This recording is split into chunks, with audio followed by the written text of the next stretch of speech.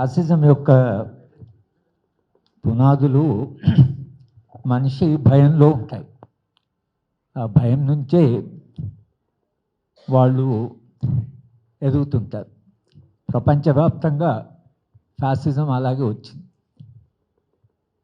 దానికి జవాబు చాలామంది ప్రస్తావించినట్లుగా ఒక సమిష్టి సామూహిక స్పందన సమాజం నుంచి ఉంటే తప్పించి దాన్ని తట్టుకోవడం చాలా కష్టం. ఇక్కడ కూర్చున్న చాలామంది వ్యక్తిగతంగా వాళ్ళు బెదిరిస్తూనే ఉన్నారు, ఫోన్లు చేస్తుంటారు, మాట్లాడుతుంటారు.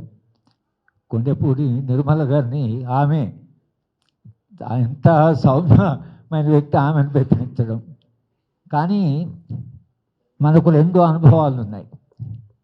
ఒకటి కల్బుర్గిని చంపినప్పుడు స్పందన వచ్చింది, కానీ వ్యక్తిగతంగా వచ్చింది, కానీ సామూహికంగా రాలి. ఆ తర్వాత పన్సారిని చంపారు, దబోల్కర్ని చంపారు.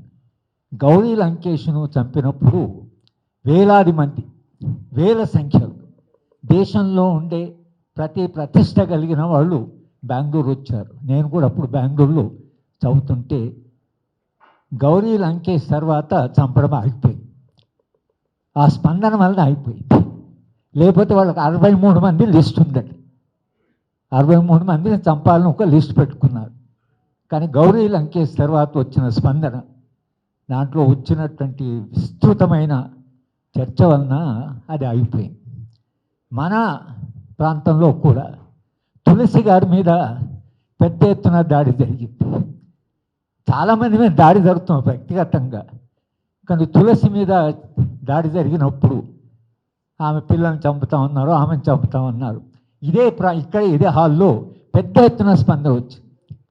నేను తర్వాత 6 రోజుల తర్వాత తులసి గారికి ఫోన్ చేసి అడిగాను, ఆగిపోయిందని చెప్పి. ఎవరు ఫోన్ చేయడం లేదు, ఆగిపోయింది. ఈ శక్తులు ఏవో చాలా ధైర్యం ఉన్న శక్తులు, అవి చాలా పిరికి శక్తులు ఇవి. కానీ వాటికి ఆ ధైర్యం ఎక్కడ వచ్చే మనందరం ఇంత సమిష్టిగా సామూహికంగా మనము స్పందిస్తాము అనేటువంటి ఆలోచన వాడికి ఉండదు. అంత భయపడతారు, భయపెట్టించవచ్చు. ముఖ్యంగా ఇవాళ స్పందన రావడానికి వ్యక్తిగతంగా సంస్థలను బెదిరించడం జరుగుతూనే ఉంది. పౌర హక్కుల సంఘంలో మాకు అవన్నీ అనుభవమే. కానీ వేణు మీద ఒక బుక్ ఫేర్కి వెళ్ళి, చాలా సామూహికమైన స్థలం కాదు, అది వ్యక్తిగత స్థలం కాదు, అక్కడ వెళ్ళి అక్కడ పుస్తకం అమ్ముతున్నారని అనడం అంటే వాళ్ళు ప్రయోగం చేస్తున్నారు. ప్రయోగం ఏం చేస్తున్నారో చూద్దాం, ఎంతవరకు భయపెట్టగలం, ఎంత భయపడతారో చూద్దాం.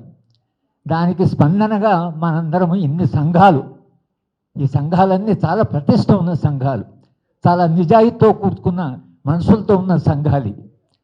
ఇది ఒక మారల్ పవర్, మనకు ఒక నైతికమైన బలం ఉంది. కనుక ఈ నైతిక బలము సమిష్టిగా ఉంది. ఇంతమంది ఆలోచించేవాళ్ళు, రచయితలు, కళాకారులు, కవులు, వీళ్ళందరూ కూడా ఇవాళ కలిసి మన ఈ హాల్లో జరిగే మీటింగు తప్పకుండా దీని ప్రభావం ఉంటుంది.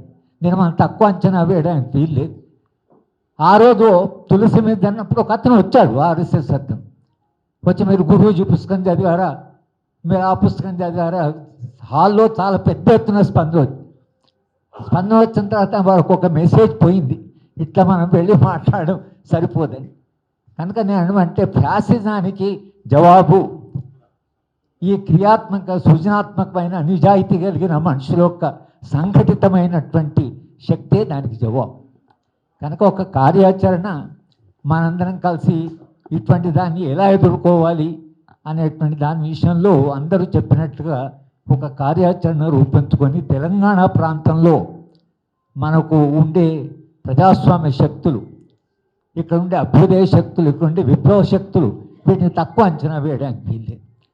కానీ ఇవన్నీ కూడా కలిసి స్పందించగలిగితే తప్పకుండా ఈ శక్తుల్ని మనం ఎదుర్కోగలం.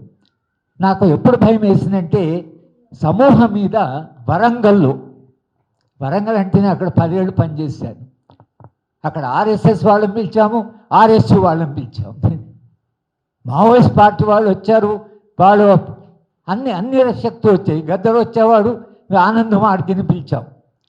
అటువంటి వరంగల్లో సమూహ వరంగల్ యూనివర్సిటీలో మీటింగ్ పెట్టుకుంటే వాళ్ళు వచ్చి మొత్తం మీటింగ్ డిస్టర్బ్ చేశారనేది నాకెందుకో చాలా డిస్టర్బ్. దాని మీద రావాల్సిన స్పందన రాలే, ఎందుకంటే అంతమంది రచయితల మీద దాడి జరిగినప్పుడు రాలే. కానీ ఇవాళ ఏదైతే వచ్చిందో ఈ స్పందన నిజంగా మనందరము ఆహ్వానించవలసింది. దీనికి ఒక సమిష్టి రూపము మనం ఇవ్వగలిగితే ఈ శక్తులని, నిజానికి సమూహం మీద దాడినప్పుడు మేము చీఫ్ మినిస్టర్ దగ్గర మాట్లాడుతున్నాం అదే రోజు, అది చీఫ్ మినిస్టర్ చెప్పాం. కానీ చాలా విచిత్రం ఏంటంటే దాడి చేశారు, మళ్ళీ వాళ్ళ మీద పోయి కేసు పెట్టారు. వాళ్ళకి చాలా స్ట్రాటజీగా పోతున్నారు. వచ్చి దాడి చేశారు, మళ్ళీ కాత్యాయని విద్రోహి అందరి మీద పోయి కేసులు పెట్టారు. పోలీసు వాళ్ళు అందరిని పిలవడం అంటే ఇదేమిటి అసలు? దాడి జరిగింది, కొట్టారు, మళ్ళీ మీద నుంచి కేసులు పెట్టారు వాళ్ళ మీద. ఈ శక్తులకి ఈ సభాముఖంగా మనం చెప్తున్నదంటే మేము ఒంటరిగా లేము. మేము ఒక శక్తిని ఇక్కడ తెలంగాణ ప్రాంతానికి ఒక ప్రజాస్వామ్య సంస్కృతి ఉంది. ఒక్క విషయం చెప్పి ముగిస్తాను, టైం లేదు కనుక. రంగనాయకమ్మ గారు విశ్వనాథ సత్యనారాయణ రామాయణ కల్పవృక్షాన్ని రాస్తే రామాయణ విశ్వవృక్షంగా ఇవాళ అది సాధ్యమయ్యేది కాదు. ఇవాళ సాధ్యం. ఇవాళ ఈ శక్తులు మరింత బలాన్ని పుంజుకున్నాయి. కానీ విశ్వనాథ సత్యనారాయణను రంగనాయకమ్మ గారి రామాయణ విశ్వవృక్షం ఏమంటారంటే ఈ శక్తుల్లా కాదని. ఆయన ఏమన్నా అంటే దేవుడికి శత్రువుల మీద ఎక్కువ ప్రేమ, నాకంటే ముందు ఆమె దేవుడు చేర్చుకుంది, పుణ్యాత్మరాలు అన్నాడు. అది ప్రజాస్వామ్యం. ప్రజాస్వామ్యం అంటే అరే విషవృక్షం అంటే అనలే, దేవుడి దగ్గరికి నాకంటే ముందు పోతుంది అన్నాడు. రంగనాయకమ్మ కూడా విశ్వనాథ సత్యనారాయణ వ్యక్తిగతంగా ఒక భావజాలం మీద ఒక పుస్తకం ఆ పుస్తకాన్ని ఆహ్వానించింది తెలంగాణ, చదివారు, పుస్తకాన్ని చర్చ జరిగింది. ఇవాళ ఒక పుస్తకం అమ్ముతున్నాడని వేణుస్థాలకు వెళ్ళి బెదిరించారంటే ఎక్కడి నుంచి ఎక్కడ దాకా వచ్చాం? ఏమైంది ఆ ప్రజాస్వామ్య సంస్కృతి అని ప్రశ్న మనం ఎదుర్కొంటున్నాం. కానీ చాలామంది చెప్పిన ఇది టైం కాదనుకోండి, కానీ ఈ శక్తులకు ఒక ఆర్థికపరమైనటువంటి పునాది ఉంది, ఒక న్యూ లిబరల్ ఐడియాలజీ ఉంది.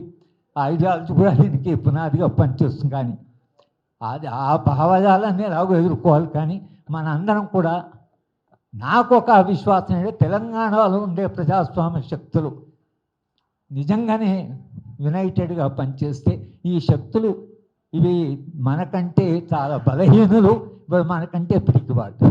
ఇది మనం స్పష్టంగా అర్థం చేసుకుంటే మనం భయపడవలసిన అవసరం లేదని చెప్తూ వాళ్ళకి మనం చెప్తున్నాం, మేమేం భయపడేవాళ్ళం కాదు. ఇక్కడ మీరు వచ్చి చూడండి ఎంతమంది వచ్చారు, ఇంకా చాలా శక్తులు బయట ఉన్నాయి. మేము యునైటెడ్గానే మిమ్మల్ని ఎదుర్కొంటాం. ఈ చర్యలు ఆపి మీరు ఎన్నికల పోటీ చేస్తారా, మీరు భావజాలపై చర్చ చేస్తారా, మీరు చేయండి, చర్చించడానికి మేము సిద్ధంగా ఉన్నాం. కానీ భయపెట్టి ఫోన్లు చేసి పిల్లల్ని చంపుతాం, నరుకుతాం, పొడుస్తాం, ఇది మీ బలహీనతే కానీ మీ బలం కాదు. ఇది స్పష్టంగా మనం వాళ్ళు చెప్పదలుచుకున్నాం.